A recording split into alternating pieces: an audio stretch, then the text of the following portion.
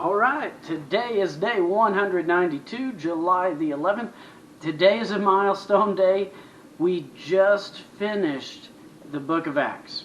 So, as of the end of today, we'll finish the book of Acts, and that's the last narrative type book in the New Testament. So, we read Matthew, Mark, Luke, John, now Acts.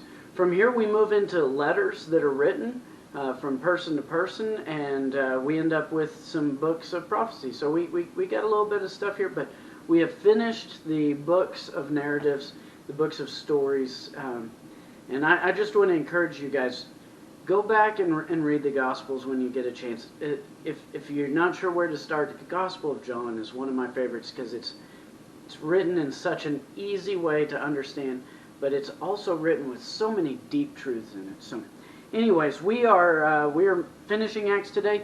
Also today, we are in First Chronicles. We are finally out of the list of names and lineage. So, way to go making it through that. Those of you doing the one-year Bible with us, the blocks of Scripture are First Chronicles chapter 11, verse 1 through chapter 12, verse 18. Acts chapter 28, verse 1 through 31, Psalm chapter 9, verse 1 through 12, and Proverbs chapter 19, verse 1 through 3. So let's go ahead and hop into First Chronicles. We're going to do First Chronicles chapter 11, verse 22 through 25. And I'll tell you right now, I'm no good with the names in the Old Testament, but we're going to give it a shot. And Benaiah, the son of Jehoiada, was a valiant man of Kabzeel, a doer of great deeds. He struck down 2 heroes of Moab. He also went down and struck down a lion in a pit on a day when snow had fallen. And he struck down an Egyptian, a man of great stature, 5 cubits, that's about 7.5 foot tall. The Egyptian had in his hand a spear like a weaver's beam.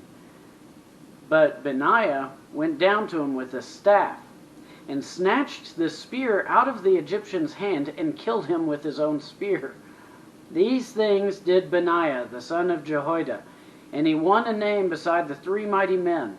He was renowned among the 30, but he did not attain to the 3. And David set him over his bodyguard. In this section of First Chronicles, we hear about these mighty men, and these guys are like the freaking Navy SEALs. These guys are bad to the bone. And we get this Benaiah guy, like in the pit with the lion on a snowy day. You're not getting any traction. You're slipping around, snow blindness. It's cold. And to face such a foe as a lion, this guy's a beast.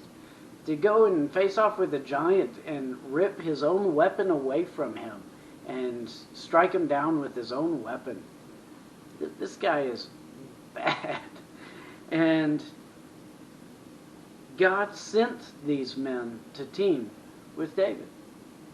As we read through the mighty men, these incredible men, God sent them to team with David, to help David, to assist David.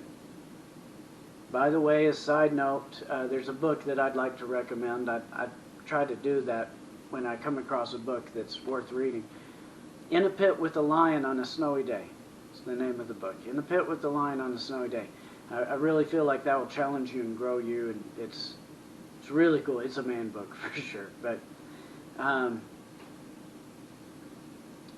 God sent these guys to assist David. God knew that it wasn't good for David to face all his enemies alone. Is David capable? Yes, we see that when David is just a small child and he faces off Goliath. David is very capable. He's proved himself to be a capable warrior.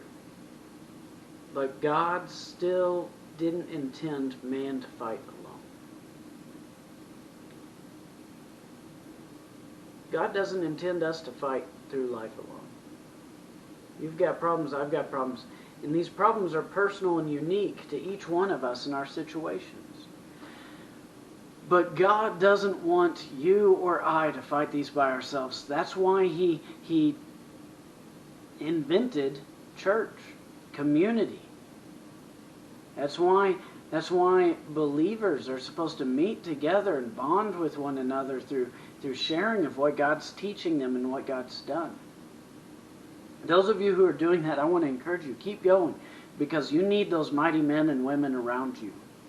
You don't realize how badly you need it until you're in a pit with a lion on a snowy day, and you have to find the ability to fight by yourself.